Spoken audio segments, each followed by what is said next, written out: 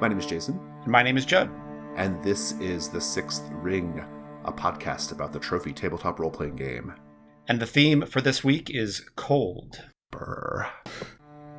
Setting out. Judd, I am led to believe that you have a great story about a game that you recently played. Yeah, I wanted to talk about particularly a Devil's Bargain that I really like, and using Devil's Bargains in weird ways. Not in weird ways, in ways to bring the weird. And how I tend to use them, especially when sorcery is cast, is to make sorcery a little unpredictable and a little maybe even unstable. Here's what happened.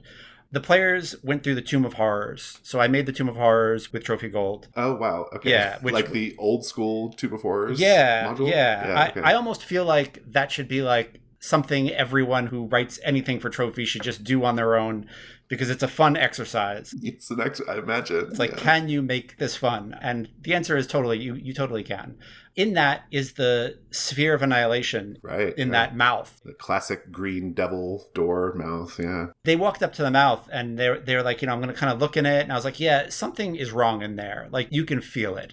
Of course, they threw something in there, and then the Annihilation took it, and I was like, you threw something in there, but you can't remember what it was. Just kind of like, yeah, it's really annihilated. Like, it is wiped. Right. Fast forward, they go through this well of worlds, as treasure hunters are wont to do, and they end up going 3,000 years into the future of the world they're in, and the Sphere of Annihilation is now like as big as a hillside, and the face that surrounds it is this kind of altar that these monks deal with, and they had a cool adventure. But I said, like, that you can feel like the Annihilation aura coming off of it. And so they could feel that, like, magic might get weird here. And a player cast a spell, I think it's Army, a ritual. Oh, it's a ritual called Army. Yeah. Where they make like a group of illusions of themselves around themselves. And for the Devil's Bargain, I said one of the illusions becomes real and begs you not to dispel it when it's done. Oh, that's good. Yeah, that's real good. And I just liked it. It doesn't it's not you lose a piece of equipment, but it makes their life a little stranger. And very often when I do those kinds of Devil's Bargains, it's some sort of possession. But I liked this one. It adds something weird to the world, and it makes magic unpredictable. And most of all, the player can say, "No, that doesn't fit my idea of what the spell does." They can turn it down. True. Yeah. So if you go too far and you make it too weird, they can tap out. And I think that's a really nice part of the Devil's Bargain. You can kind of feel like how strange the players want to go. And I think everyone I'm playing with is like old school Jack Vance fans and Dying Earth. So Right. They were down with it. Everybody was like, "Oh, that's so Vance." And they were into it. But I think you can use those not just to make the characters' lives difficult or make it more challenging. You can also use the Devil's Bargains just to make it strange and make those spells unpredictable and make it so that where they cast the spell and what's going on there can have an effect. You can play with the themes of what you're dealing with, right? Yeah, so yeah. If you want to push the theme, then you can push it through your Devil's Bargains and make the spell weird in a very specific way. So if cold was the theme, then you could, then suddenly you could do something, very different, where one of the illusions is actually an illusion of you when you nearly froze to death. Just make it kind of strange and adhering to the themes. I love that, yeah. Something I think is so interesting about Trophy Dark has been out for over 2 years now, and more people are playing it. And as more and more people play it, more and more actual plays get made available. I'm able to see more people kind of what they're doing with their games of Trophy Dark and Gold. But I mentioned Dark just because the Devil's Bargain originally came from Blades in the Dark, but yeah. But for trophy purposes came from Trophy Dark.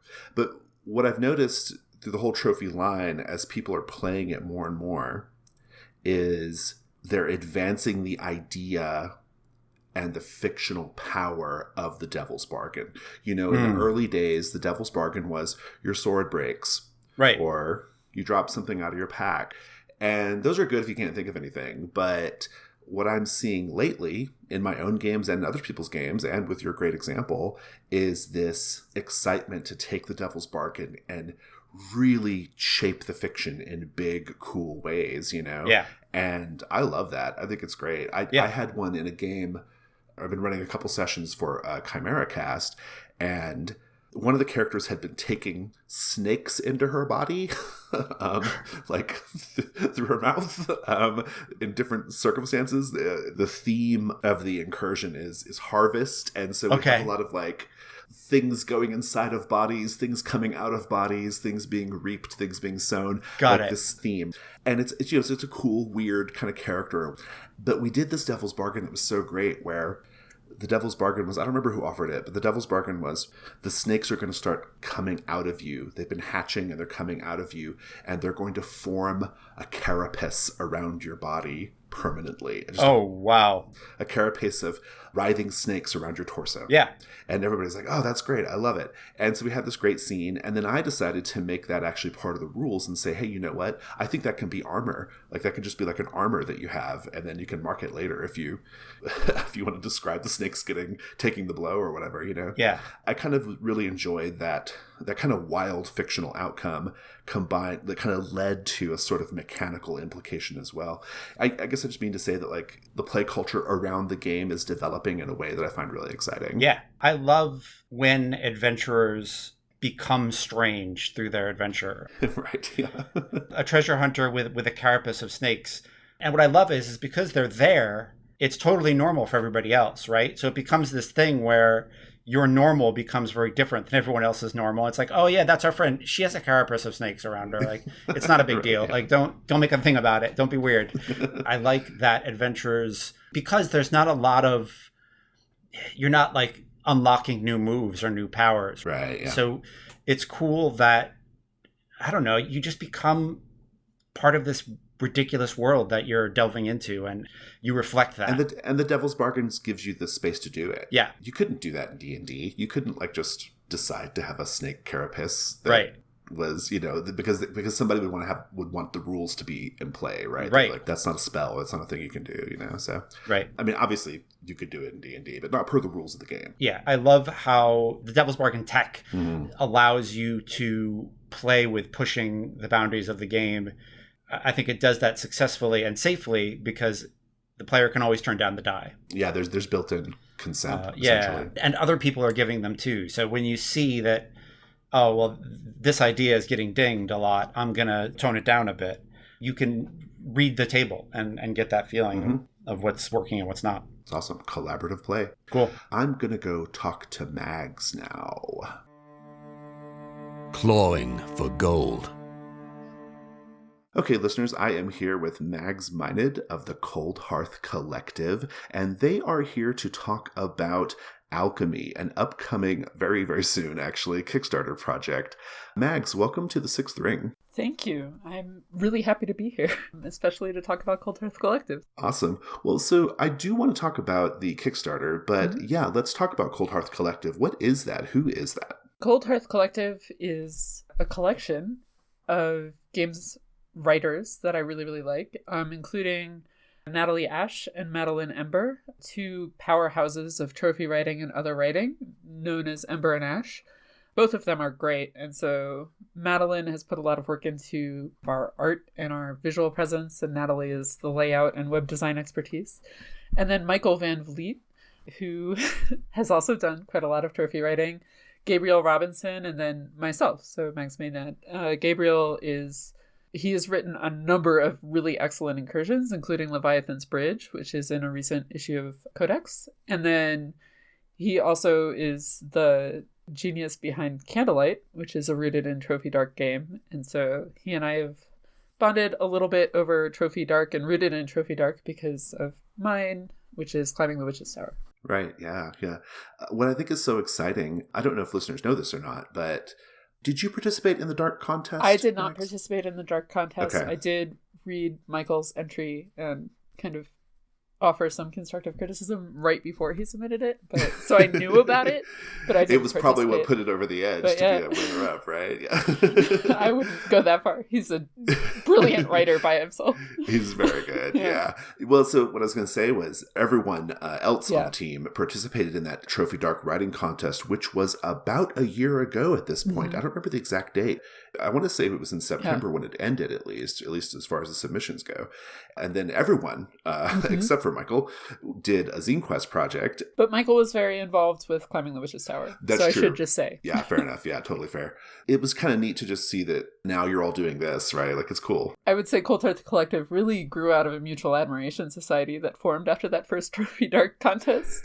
Nice. So everybody who submitted, they all really liked each other's incursions, and now we're working together. So that's totally great. I love that. That's like, when Jesse and I we started the Trophy Project back in 2018, and the original Trophy, which was then just called, it's Trophy Dark, but it was then just called Trophy, was published in an issue of Codex. And I remember at that time, but even before that, earlier in 2018, when we were sort of planning the game out, I was very clear with Jesse that one of my requirements, one of the things I wanted for us to publish this was we were going to create space for people to create for Trophy. And we were going to make it totally open so you could do anything you want with it. And I thought that would be good for the game, but also I just thought a creative community around your game is just a fun way to enjoy it, right? Yeah. And to be around it. It's funny because Michael and I had kind of a creative partnership that predates Trophy. We had been writing some stuff together, and he, of course, had been writing a lot of microfiction, but everybody else we met through the Trophy scene. And I would say that the culture of kind of collaboration and creativity around Trophy has been really inspiring. Yeah, it's awesome. I love to see it. It's so great. I get inspired. I don't write much for Trophy myself. In fact, I've written very, very little for Trophy, comparatively at least. But I'm obviously very, very involved in it. And so I get inspired and motivated by seeing what everyone's doing. Yeah. Let's talk about Alchemy. This Kickstarter looks super, super cool. What little I know of it at this point, as of this recording anyway. What is the Alchemy Kickstarter? What's the elevator pitch here? Alchemy is going to be a collection of 9 incursions for Trophy Dark, all published in one hardcover book. Oh, nice. So it should be really slick and aesthetic looking. And it's both all 5 of us in the collective, and I am super excited because we have 4 other amazing authors who are going to join us on the project. Nicholas Masick, who is Monkey's Paw Games, he's going to be writing for us, as well as Jamie, so Jamila Najati of Sword Queen Games, Pamu, and then also Speak the Sky. So we have good. Yeah, it's great. Other incursions from a bunch of other authors, and mostly it will be themes of transformation. It's really exciting. I've gotten to read a lot of people's incursions. That's an amazing team. I mean, it's great. This is an amazing team. I should probably add here, just for purposes of full disclosure, most listeners know this already, but Madeline, Natalie, and Gabriel and Michael are all writing for the official Trophy books, or have written for the official Trophy books. And Jamie is the co-host of the Gauntlet podcast. So those are all things I want to kind of just get out there to make sure people know, because it's all part of our network. But I didn't know that, though. Actually, I didn't know that those extra folks were part of the team. So that's super cool. Yeah. What are some of the incursions we're going to be looking at here? Michael has recently written The Quick and the Grave, which is a grave robbing game, and so he's actually expanding that into a broader reanimation incursion. Natalie has written The Dark Ascent, and then Madeline has written Sussuri, theme of ecdysis and whispers, and then I have written an incursion called City of Gold with the theme of gold, and so I'm pretty excited about that. It's another desert horror thing about venturing into the desert in the hopes of transforming and liberating yourself. So are these just dark incursions, or are they These are all dark incursions. Right now, we figured we'd stick around the core, but we are planning future collections of incursions, one for Trophy Gold, which will probably happen early 2021. Okay. Yeah, Trophy Dark's a good move, because between Dark and Gold, Dark is the more popular game by far, but for temporal reasons, if nothing else. And I think what's really great about Dark is you, especially with a big team like this, you have an opportunity for everyone on the team to really shine, because it's like, this is my contained, it's almost like a game, right? It's like, this is my little contained bit of perfect presentation for you, right? Which is great. It's really, really good. The structure of Trophy Dark is very reminiscent of like a 5-act play structure. Mm-hmm. You have these 5 rings. And so it really does allow each incursion to deliver like a super emotional punch. Yeah. Yeah, in Trophy Gold, which is a little more dungeon crawly, you don't necessarily get as pure experience, in my opinion.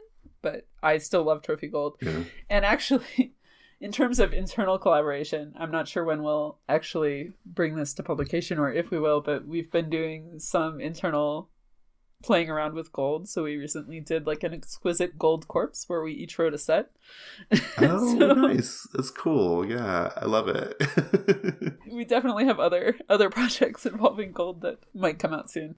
Alchemy sounds really interesting. Tell me a little bit about your incursion specifically, since we have you. Alchemy was originally my brainchild. I've been reading a lot of alchemy with the idea of eventually writing an alchemy game. And so I'm really interested in this idea of like purification of intent, a lot of the stages of alchemy.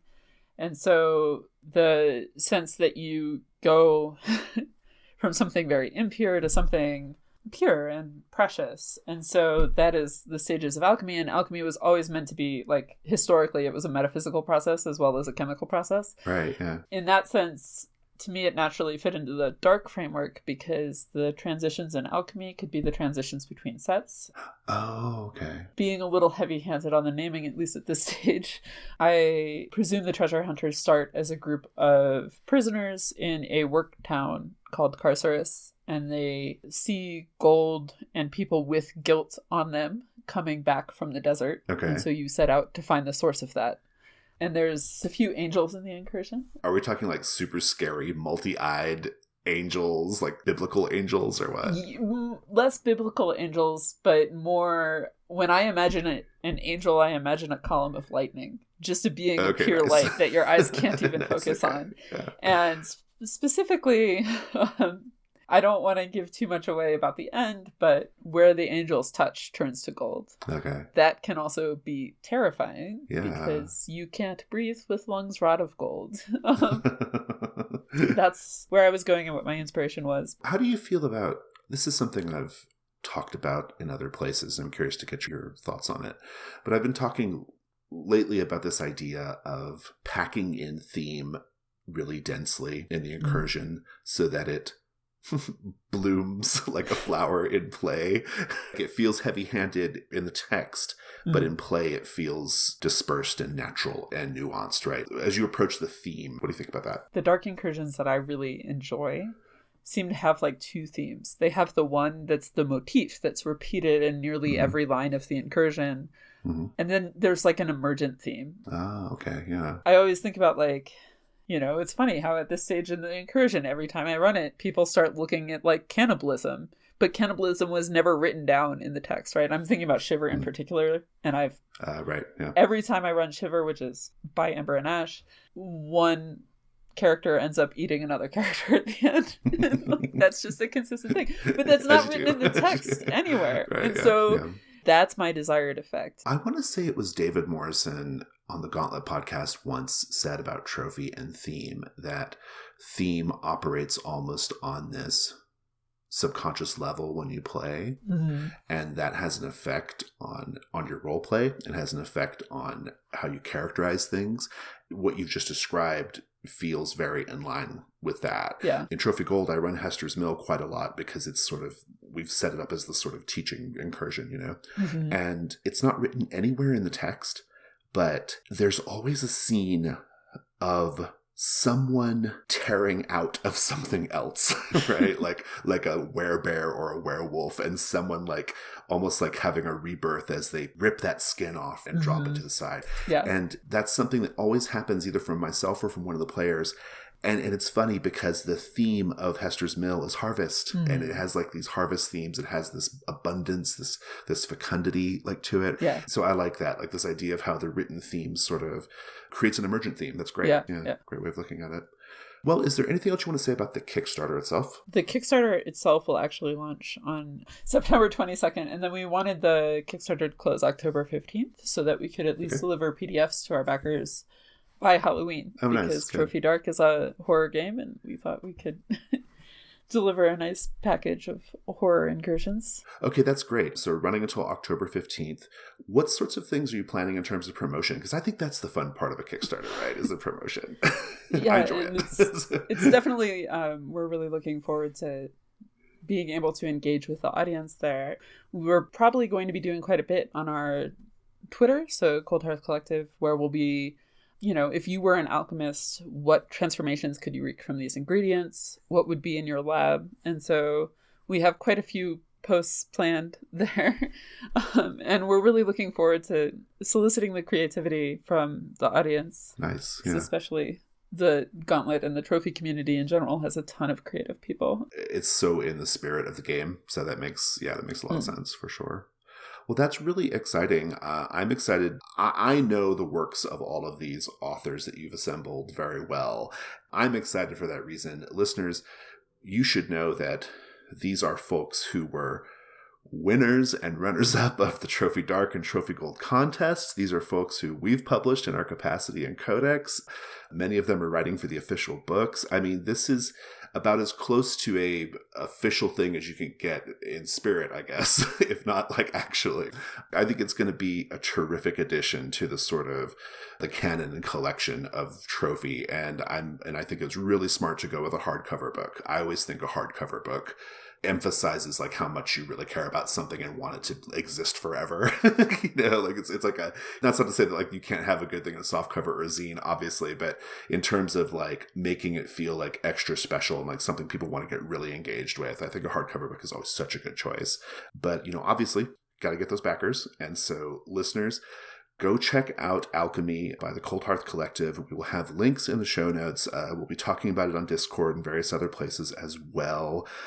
Gosh, this was really fun, Mags. Yeah. Thanks for sitting down with me. Thanks for having me. Is there anything else you want to say? Do follow us on Twitter, and also our web store is up, so coldhearthcollective.com. Oh, nice. Good. So we have a couple incursions, Shiver by Ember and Ash, Devil Aim for Me, which you ran recently, and Project Galileo are all for sale there, as well as Candlelight. Yeah, awesome.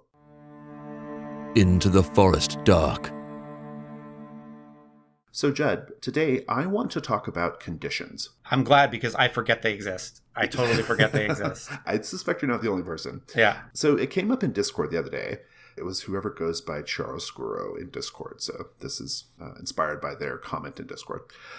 But they asked a question in Discord about Trophy Gold. Their question, it had multiple parts, but essentially it kind of boiled down to, when do you inflict ruin? And when do you inflict conditions? I had some thoughts on it, and then Jesse chimed in and said that he never inflicts ruin unless a dark die was involved in the roll. I don't think I adhere to that 100%, but I'm with it in spirit. Like I get Jesse's sentiment there, which is it should be clear to the player that the stakes were an increase in ruin. And the best way you signal that is the implication of the dark die. Yeah. Like the inclusion of the dark die. So I get that. But that got me thinking about just conditions, though. It got me thinking about like different aspects of conditions, how they can be effective in the game, what they're for, how to use them. And so I thought it would be fun if we talked about conditions for a little bit. I want to approach this conversation in a really particular way. And this is for the listener as well. I want to quickly kind of dispense with how conditions are treated in the text of the Trophy Gold rules, because I think that's important. And then after that, I want to sort of look at conditions from 4 big perspectives, which are how conditions can be worse than ruin. Yeah. Because they don't seem like it on the face. Mm-hmm. Conditions as a source of GM inspiration. Conditions as a source of player inspiration. And positive conditions, or conditions that the players actually like having. And then maybe if we have some time, I'd also like to talk about clearing conditions as a sort of side topic. But of course. Does that sound good? That sounds great. Yeah, let's do it. Where do you want to start? Conditions in the rules of Trophy Gold. And I want to say here that I shared all of my notes with Jesse beforehand, so all of my notes and everything I'm going to say today is gotten the stamp of approval from the author of the game. I am not out of order on any of this. But in the rules of the game, conditions are not mentioned much at all. It's a part of the character sheet, but it's hardly discussed in the rules. And I think that's because when we originally published that version, the initial version of Trophy Gold, the game was then understood to be a riff on Trophy Dark, and so you were going to bring your Trophy Dark knowledge to Trophy Gold. That was kind of the sort of unspoken understanding. So in the rules, it doesn't say much. Now, I'll note that when we do the final version in the Trophy Gold book, we will obviously expand on it. But for now, this is what we have to work with, which is just this. They have a little bit of mechanical weight, mostly in that they can make a combat roll harder if the GM thinks that your condition would affect your combat. They can make the endurance of the monster higher. Oh, wow. But otherwise, they're mostly narrative in nature. They don't have a lot of hard mechanics tied to them. And conditions can be inflicted as part of a monster's defense. That's specifically noted in the Trophy Gold rules. And here what I mean is the monster's special power, special ability, which are called defenses in the game, will sometimes say, this happens to you, or this happens to you. Your skin begins to harden, or whatever. Can you give me an example? I'm getting a vibe of the 16 hit point dragon here a little bit. Maybe, yeah. So an example would be in the Basilisk. There's a Basilisk in the Tomb of the Serpent Kings conversion that's in the Trophy Gold rules. And that Basilisk has a defense that's like Petrifying Gaze or something like that. And the condition is your skin begins to harden into stone. And so your condition would be skin hardened into stone. That would be the condition. So conditions are a thing that monsters can inflict upon you via their defenses. And Jesse kind of gave me some extra insight there. He said that the monster defenses, I didn't know this, the monster defenses should be written in the second person because it's all about how they affect the treasure hunter. So it's like, you are knocked back, you have the wind knocked out of you, you are dazed, your skin is hardened into stone. And so I've actually taken that to heart and been writing my defenses that way whenever I come up with a monster, as I will do in the fourth segment. But that's really it. The monster defenses, and then just the note about how it can make the endurance of the monster harder in a combat. That's the only time conditions are mentioned. There's no mention of like how you get them otherwise, how you get rid of them, except for the household. There's no mention of how they impact play. And so I think it's come to be understood since then that conditions can be inflicted on a treasure hunter whenever it makes sense, or as the result of a devil's bargain, and Jesse agrees with that. I'll note that this is really different from Trophy Dark. In Trophy Dark, conditions have a much narrower application. They are specific listed maladies that the characters can suffer when their ruin goes up. But in Trophy Gold, conditions can be much more mundane. They don't have to be these sort of psychological maladies. They can just be like broken limbs and things like that. And they're not necessarily connected to an increase in ruin. So there is a difference there. But yeah, there's just not a lot of like textual support at this point for how to do conditions, which is probably why you forget about them. Yeah. And so looking at them now after listening to you talk about it, I could see it also being a way of showing that the player is in close combat with something that no human should really be in close combat with. So like the Balrog is coming, I'm going to hold the Balrog off and get in, with my knife. And it's like, okay, like, just so you know, even if you do okay in the combat, you're going to start taking burned and broken and like... Yeah, you're going to take like scarred condition or something. Yeah, right? You're going to start just racking up conditions. I just want to make it really clear that you're a schmo treasure hunter and you're about to go face to face with something that the dwarves awoken when they delved too deep. That's fine. That's awesome. But there's going to be consequences. And that way they know, like, all right, even if the dice go great, I'm going to take a beating here. Like, this is going to be rough. And the other interesting thing that I feel like we're kind of tiptoeing around is the way ruin don't equal hit points. Right. Yeah. And ruin doesn't necessarily mean you're hurt. It could also mean that you've just decided this is a shitty way to make a living. That's true. Yep. And you've just lost your will. You're out. Yeah. And you're just like, you know what? I'm putting down my gear and I'm walking out. You all are insane and this is stupid. So that's another option, another way to look at ruin. And it's something that I remind the players of when I say, like, you got to ruin through this combat. What does it look like? And it doesn't have to be physical. Like, it can be broken ribs, but it can also be you saw how vicious this monster was and thought this is a bad way to do it. And that won't get shaken until you go home and rest under your own roof and get some of that back. That's a fabulous observation, and I'll tell you why. Because I sometimes, in a game, something will happen to a treasure hunter where they clearly get hurt. Like they break a limb, they lose a limb, something really obviously physically bad happened to them, but I don't increase their ruin. I give them a condition. And I think that's just another way of saying, like you said, ruin doesn't necessarily mean hit points. Like in any other game, that damaged arm would come with a hit point loss. Right. But in Trophy, it doesn't necessarily come with a ruin bump. It can just be the condition.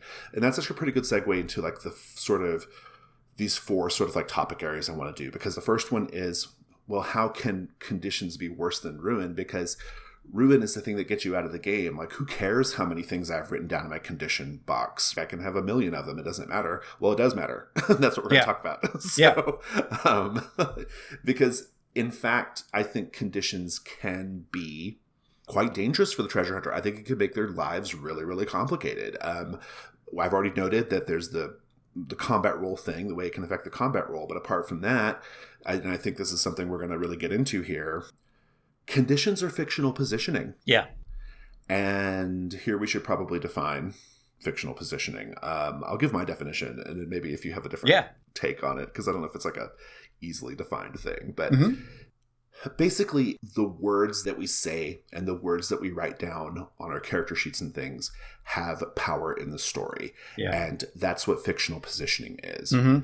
If my character's hands are tied behind their back and they can't get to their weapon, that's a problem. And that's a fictional positioning issue. There's no mechanic implied. There's nothing happens mechanically because their hands are tied behind their back, but they can't defend themselves. They can't grab their weapon. They are probably going to be a little off balance. They're in bad shape. That's the fictional positioning. The fictional circumstances affect the gameplay, essentially, right? Yeah, absolutely. I'm thinking of the players trying to make a beeline, getting out of that dungeon, and one of the players didn't take ruin, but he did take, a compound fracture, broken arm. Right. And someone drops the gem because of something that happens. The other player is like, I go to pick it up, and it's like, well, you've got a shield in one hand, and your other arm is broken. So what are you doing? And it's like, oh wow, I have to toss the shield away, don't I? And it's like, you've got to. It can make a really hard choice. That's a great example of fictional positioning. I mean, there was nothing mechanical implicated there. It was all story. It was all the fiction that made it impossible for them to grab that gem in the moment. They have to do something to change the fiction. You can probably see, listeners, where we're going with this.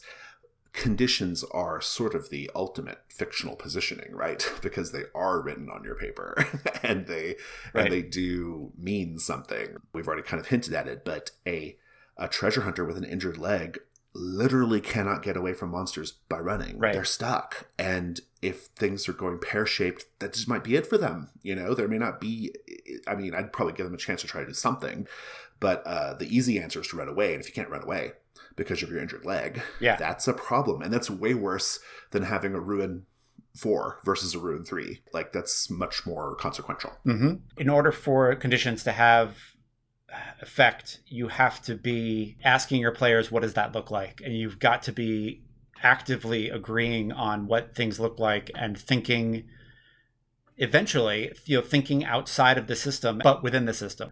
I had a player who saw that another character got basically killed. And he said, I want to throw myself in front of that shot. And I said, okay, that's dangerous. I'm going to make you make a risk roll. If you take harm, you're going to take extra harm on top of the harm ruin you're already taking for taking that shot, and it could kill you. And they were like, "That's okay. I've already seen one of my comrades die. I'm not doing it again." And I made it really clear what was going on, but that's not in the book. But it made sense to all of us because a player was like, "No, I have to do something. My character can't let another friend die." And I was like, "Cool. Let's make a terrible, I'm going to make you a terrible deal." And in order for conditions to mean something, that kind of movement and that kind of fluidity has to be at the table, because they have to be able to do something other than, I hit, they hit, I hit, they hit. Like, it's got to be something more than that, in order to give everything context. Because I think context is the really, really important thing about fictional positioning. Oh my gosh, yeah. You had a phrase in there that I want to pull out, which was, it makes sense to everyone at the table. Mhm. That's really important when it comes to fictional positioning and when it comes to conditions. Just putting another way, what you just said, there has to be a believability and an honesty to it. Yeah. And that's kind of what conditions are. They also create space for that conversation. If something truly terrible happens to a character, like they break a leg, like they lose a limb, maybe they become like charmed or something like that. They become affected by some sort of malady that's like clearly going to be a problem. You got to have a conversation at the table about what that means in play, what it looks like in the fiction, and what are the boundaries of that. Yeah. And that's just good play culture. And that's going to lead to good story ultimately. Even if it seems punitive to that treasure hunter, it's still good story because it was honest. It was true. Yeah. If you manage to escape with a broken leg, that's great. Like you probably had to really fight for that. But yeah, so just to put another way, kind of what you just said, like there's that honesty about it is like such a big, important part of fictional positioning in general and conditions specifically. Mm-hmm. It's huge. And especially if you follow up with that right up until they're healed. Who sets that bone back in place? And who holds them down while it gets set? And who cleans their chamber pot while they can't walk for a couple of days and or however long it is. All that stuff is fun stuff to forge those relationships between the treasure hunters and as they go through this terrible career choice. It's good stuff. I feel like the conditions can really make things real and can make it come alive rather than just being a number. I love that. That's a terrific segue into the next big point I wanted to talk about, which is conditions as a source of GM inspiration. When you're the GM, you have a little bit more spotlight on you than everybody else, and you have a little bit more pressure on you than everybody else to make things happen at the table. Not all the pressure, but you have a little bit more. One of the things that's lovely about running Trophy Gold and why I find it to be a very easy game to run versus, I think it's even easier to run the Dungeon World, and I'm really good at running Dungeon World, but like, I think it's even easier because the incursion structure, it's like your wingman, right? Like the incursion's your wingman. Like it's got all your descriptive bits. It's got a general through line. It's got a lot of stuff that you can use. And here is where conditions are helpful too, because I think a smart GM looks at the totality of what is written down when they're considering complications or where to go next with the story or whatever. And that doesn't mean just what's in the incursion. It means what's written on the character sheets. And on the character sheets, there are a few things that are particularly narratively interesting and helpful. Drives are one of them. Treasures they found is another one. Rituals, maybe, depending on the circumstances. Their equipment. But conditions is a big one. Yeah. Like conditions is a rich source of inspiration. You want to consider how conditions can be implicated in a risk roll to, say, make the failures harder or tie them into the devil's bargains somehow, use them to reinforce theme. It's another avenue of making the story go. What do you think of that? Yeah, no, absolutely. I think you definitely have to be looking at those conditions, throwing them together with the things the monster does and playing with that. If someone's got, a bone sticking out of their arm and they're fighting a vampire, have the vampire lick the blood off the bone. Yeah, that's great. Yeah. Make it gross. Go for it. Yeah. If you've got that kind of agreement at the table to be playing that kind of fantasy horror, but there's a lot of fertile ground to be had there. Yeah, so definitely. Yeah, good stuff. Another way of looking at conditions, the other kind of big thing I want to talk about is conditions as a source of player inspiration. In Trophy Dark, this is a big deal in Trophy Dark. I know you haven't played as much Trophy Dark yet, but in Trophy Dark, the conditions are explicitly a role-playing prompt. Right. The players don't have a lot of information on their sheet. There's only 4 choices to make in Trophy Dark when you make a character. Yeah. And one of the things that does end up on your sheet are the conditions that you acquire. When you're looking for something to inspire your role-playing in Trophy Dark, conditions are the main thing. That and like your drives, basically your drives and your conditions. And that works in Trophy Gold too. In Trophy Gold, the conditions are frequently more mundane. They're quite fantastical conditions in Trophy Dark, but in Trophy Gold, they're a little more mundane. But that doesn't mean it can't be a good role-playing opportunity. Right. Let's say you have a condition where you lost an eye, and you now have an opportunity as a player to work that into your role play a little bit. Like when you're interacting with NPCs, they might ask you, what happened to your eye? And maybe you kind of play that up, or you make up a story.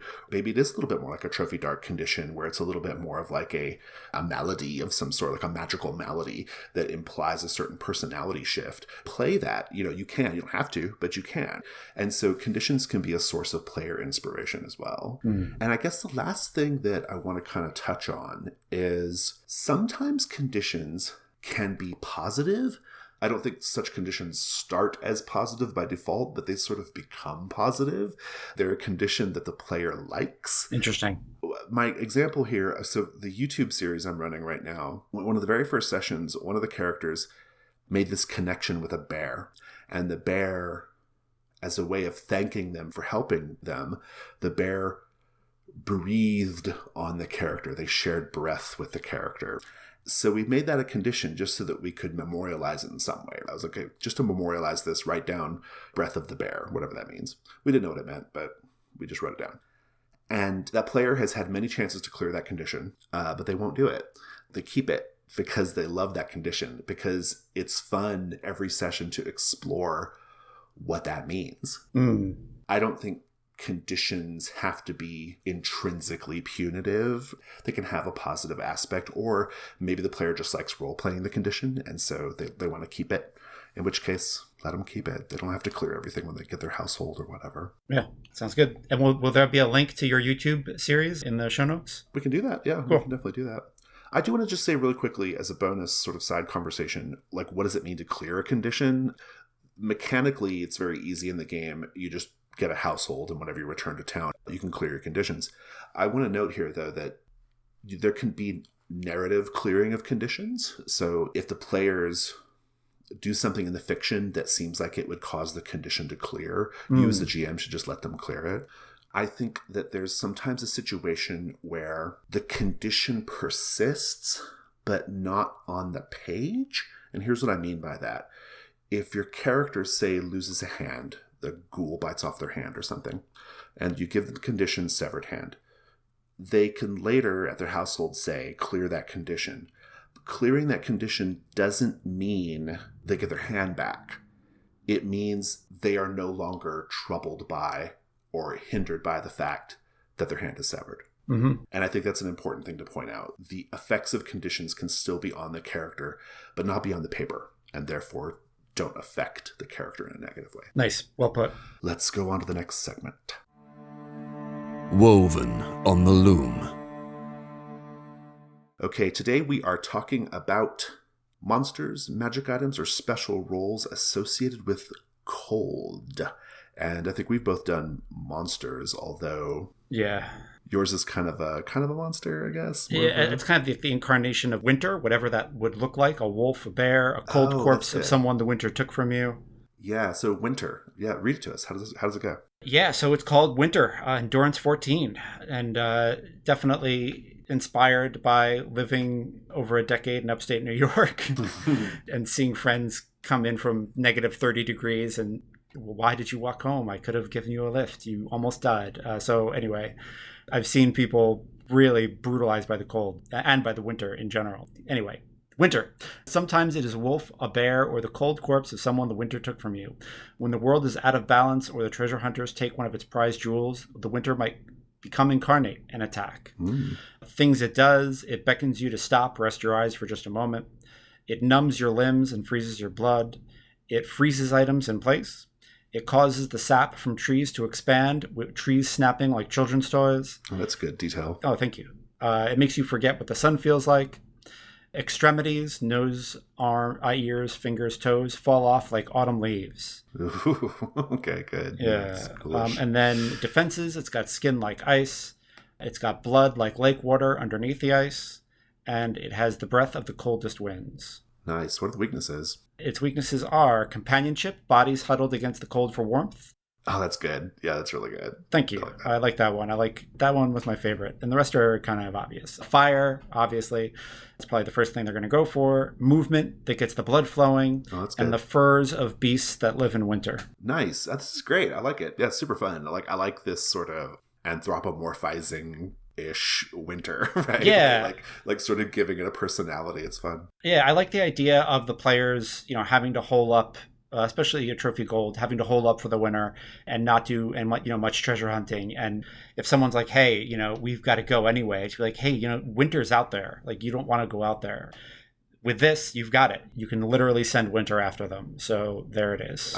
Yeah, it's fabulous. I like it a lot. Thank you. So I did my take on a classic D&D monster, a white dragon, but I'm calling it a frost dragon. My frost dragon has an endurance of 12, and it's described as a dragon with iridescent scales, breath like a blizzard, and a voice like snow being crunched underfoot. Oh, nice. The habits are grousing about wealthier draconic beings, burying its fangs in a freshly caught polar bear, admiring the luster of its scales in a mirror-like sheet of ice. Nice. Enjoying the sound of its voice echoing off icy cavern walls. This is my favorite. Whispering life lessons to its clutch of diamond-hard eggs. Oh, that's great. And admiring its collection of ice-entombed adventurers. The defenses are diamond hard scales. Your mundane weapons have no effect against it. Blizzard wings. You are caught in a small, localized blizzard when it flaps its wings. And frost breath. The dragon unleashes a cone of intensely cold, icy breath on you. Any failed risk roll you take to survive the onslaught results in your death. Oof. The frost dragon can only do this once per encounter. Nice. It doesn't get 3 shots like D&D dragons do, just 1. I love how vain it is, and I love the idea of dragons complaining about other dragons. Oh yeah, that cracks me up. Speaking of which, the weakness is bitterly insecure. Nice. The frost dragon is extremely insecure and can be greatly distracted by tales of wealthier, more powerful dragons in warmer climes. Yeah.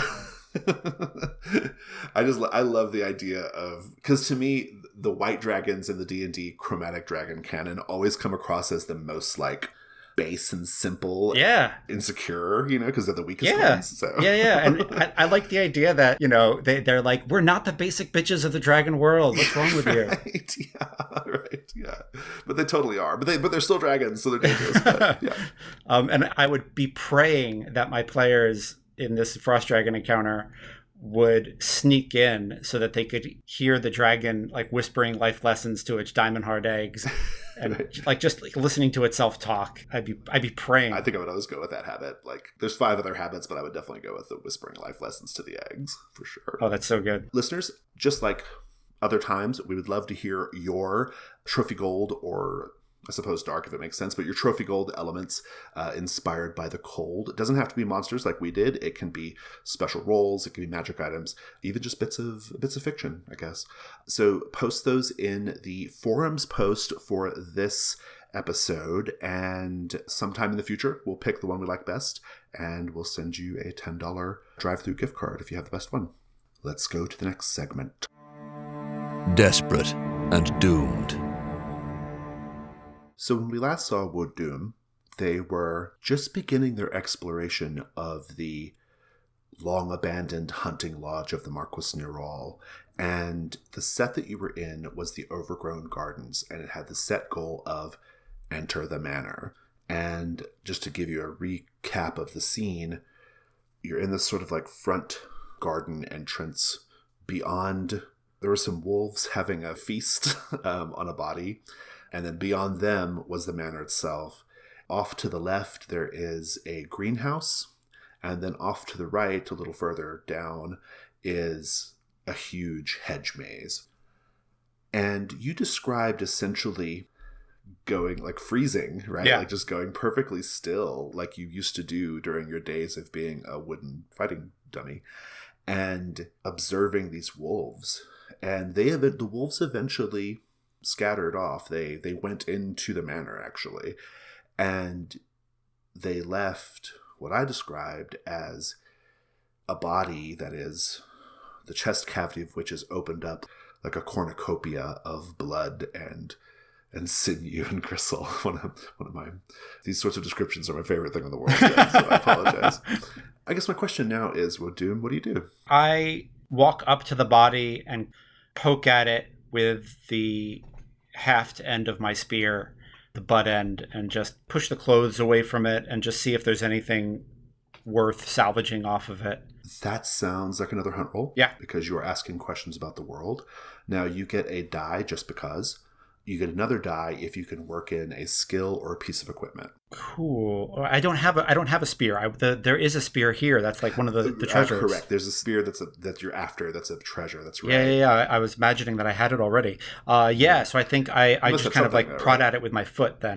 But I am definitely like daydreaming about the Heart Hunter Black Spear and wishing, I wish I had it. It would be so cool to just poke at this thing with the haft end. But I like poke at it with my foot kind of delicately. I mean, I've got persistence. I feel like I might poke at this, keep poking at it. Till you find something useful. Yeah, till I find something. But I could totally see like, you're pushing it. It may be pushing it a little bit. I mean, one thing you might be able to do is you have these 3 open slots in your backpack. Okay. Where you can just rifle around for something. And there's a list in the rules, but if you just want to think of something that you think might be could I just grab a pair of pliers out of there? I love that. Yeah, that's great. Yeah. Cool. So just write down pliers on your list. Got it. And using those pliers, that will give you the second hunt roll die. So go ahead and roll 2 light. Awesome. And I got a 1 and a 2. We'll go with 2, which is you don't lose your tokens, which is great, but you do encounter something terrible. Yeah. I will tell you that from examining the body, you're not able to discern much about who this person was, and that's mostly because the wolves didn't leave much. Right. If they had a face that you might have recognized, that's not an option right now. If they had a coat of arms that you might have recognized, that is torn to shreds and not an option right now. And so you're not getting anywhere with that. But you do hear a voice behind you that says, "What sort of creature are you?" I stand and I've got the chains and the manacles like ready to swing. And I think I drop one manacle as like a heavy end weight. And I say, "I'm a mannequin. I'm Woad Doom." Do you turn to see what it is? Yeah. I think I stand up and I think my body kind of swivels. Like my feet stay planted and my body kind of swivels around on a screw. There is a wolf behind you. It has a glimmer in its eyes, and it is smiling if you'll forgive me, a sort of lupine grin. Yeah. And it says, "A mannequin. That doesn't seem very tasty. Do you have anything on you that one could reasonably describe as delicious?" And I think Woad kind of checks off somewhere in his head, wolves talk. Nobody mentioned that. This wolf does. Yeah, and I think he had they had no idea. And Woad says, "I am made of brass and wood. I'm nothing you could eat without choking." That is rather regrettable. Why have you come here? And at this point, it's starting to do that, like circling you as it talks. Yeah. You know? I think, again, like I keep my feet planted and just like circle with it. Just the torso kind of circles. Right. The chain is just like swinging a little bit as I follow. And I say, "I am a treasure hunter. I am here for the Black Spear. I have no heart, so it cannot harm me." I don't know anything about a black spear, but there are a number of fabulous trophies inside the manor. The Marquess was an able collector of objets d'art. And so you're just going to walk in and grab it? I'm going to walk in and grab it, yes. That is the idea. I assume that there will be barriers in my way, and I will smash through them. Are you such a barrier? I would be, but you do not bleed, and therefore you are of little interest to me. You are no more interesting to me than the banister going up the stairs, or a suit of armor standing there for eternity, guarding nothing. An object. Good day, then. It saunters off toward the manor and looks over its haunch and says, "Will you be joining us for the feast?" Yes. Well, You don't have much time to kill then. And it continues on into the manor. I crouch down to the person this wolf just got done eating. I confide in them and say, I don't like him one bit. I will smash his skull in for you. We are faceless together. And I think he doesn't have much of a face, right? I think it's just like kind of light indentations. Yeah. So I do something that you would do to a body. Maybe I even just like put its clothes over its ribs, like just to like something almost quaint that you would do to a body to put it to rest, and then wipe my hands off in the grass and head into the manor. Nice. You step into the manor. The manor's oversized double doors are in the same sort of worn, overgrown condition as the rest of the gardens. But inside, it's an entirely different story. Here, inside, everything is exceptionally well tended, nearly immaculate. The entrance hall is large and long, ending in a curved double staircase that goes up to a top floor. The thick carpets beneath your feet show no signs of wear, and you don't see any paw prints either. Not even a bloody paw print anywhere. And on both the left and right sides of this hall are arched entrances to what are the north and south wings of the manor, respectively. What do you do? I know that I made it sound like Woad Doomed wasn't affected by what the wolf said, but the wolf really rattled Woad, and being compared to a banister really pissed him off. And there's the banister. You see it. Yeah, and I go up to the banister, and I take the edge of the manacle, and I like carve in WD. And it's childish, and he knows it's stupid, and he's so pissed off, like he doesn't know what else to do. You're asserting control over the situation. Yeah, that's good. Yeah, they have to act out. And so that's what they do. They carve a WD rune into the banister, and then feel silly, and then start to kind of, I don't know. I'm probably looking for a fireplace. Like I feel like in my weird imagination of how this goes, the spear is over a hearth. Okay, yeah, I like it. And so that's where I want to go. Take a hunt roll. Yeah. Take a hunt roll. What about skills or equipment? I don't think I have any skills that really work. I don't want to push this persistence thing. And if you're just looking, I think it's probably just a 1 die if you're not doing anything. That's just fine. Looking around. I got a 5. Nice. Go ahead and take a token, but you do encounter something terrible. Yeah. No immediate evidence of a fireplace. Everything is as I've described it. Staircase going up to a top. The staircases end at a sort of like, essentially like a little landing and then an archway that goes in somewhere deeper into the upper floor. And you have the wings to the left and the right. But you do start to hear a little tap, tap, tap, tap on your head. A little coming from above. I kind of like pull the chain taut as if it's going to, in case I have to like put it up to defend myself, and kind of angle my torso up so I can see. If you look up, you see a large, quite large, chandelier made of iron and antlers, one of those kind of things. And interwoven into the chandelier is the body of some unfortunate soul. Their stomach split open. Yeah. And the blood and bits are what's dripping on you right now. And the person in the chandelier is alive, and they give you a wide-eyed look of terror.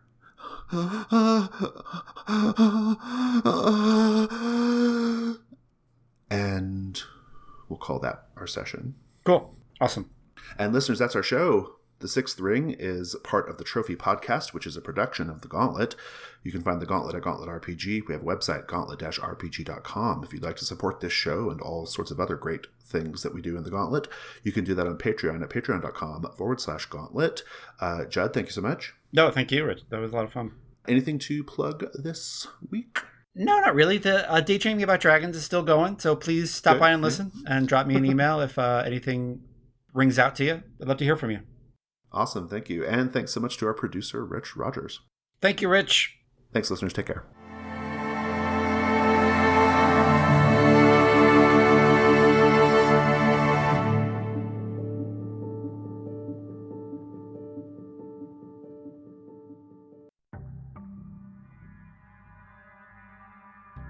Hello listeners, I want to tell you our next Gauntlet Community Open Gaming event will be happening the weekend of October 15th through the 18th. This is a free tabletop RPG online con with a variety of games. This October event will feature panels and workshops, as well as sessions of everything from Swords of the Serpentine to Passion de la Passiones to Trophy Dark. We're lucky to have gaming veteran Jim Crocker overseeing things this October. Event signups will open Thursday, October 1st at 10 a.m. Eastern. Gauntlet Community Open Gaming is free and open to anyone. You can check out the current roster of events and register for the con on our calendar site at gauntlet-con.firebaseapp.com. All sessions will be run using tabletop safety tools and follow our Gauntlet Community Code of Conduct. We want to offer a safe and inclusive environment for play. You can find out more at our website, gauntlet-rpg.com, in our online gaming section. If you're interested in running sessions or have an idea for a panel or a workshop, you can message the Gauntlet on Twitter at GauntletRPG or Jim Cocker directly at JimLikesGames. Gauntlet Community Open Gaming is a great way to jump into online role-playing and find a new game to try out. We hope you'll join us the weekend of October 15th through 18th.